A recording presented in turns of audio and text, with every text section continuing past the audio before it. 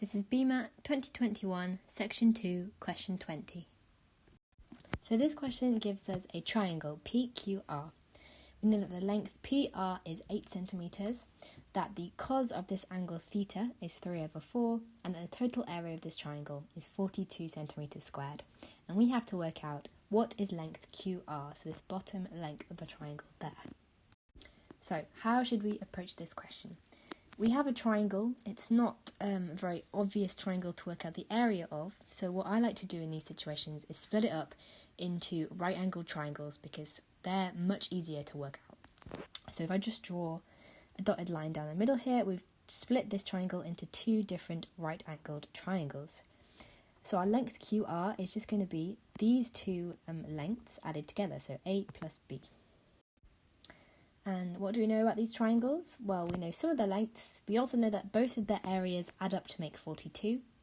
And we can work out the areas of these right-angled triangles a lot easier by using the formula half the base times the height.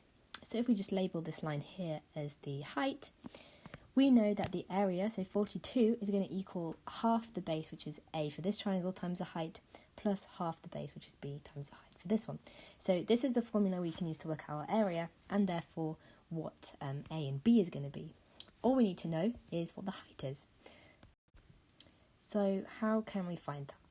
Well, let's break this down one triangle at a time to make it easier. Let's take this left-handed side triangle here. We know it's a right-angled triangle. We've got the hypotenuse of length 8.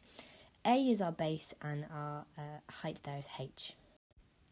We also know that cos of this angle theta is 3/4. So if we plug that into our equation, we know that cos is going to be the adjacent side over the hypotenuse, so A/8. We can work out what A is. If we just start solving this equation, we can see that's going to equal 24 equals 4A, so A must be 6. So we already have one of our needed lengths. Now we have two sides, and we have a right-angled triangle, we can find h using Pythagoras. So what is the equation for Pythagoras' theorem? It's a squared plus b squared is c squared. So in this case, we're going to do a squared plus h squared equals our 8 squared. So we know that a is 6, so we can just plug that in there. That's 36 plus h squared equals 64. So h must be h squared equals 28, and therefore h equals root 28.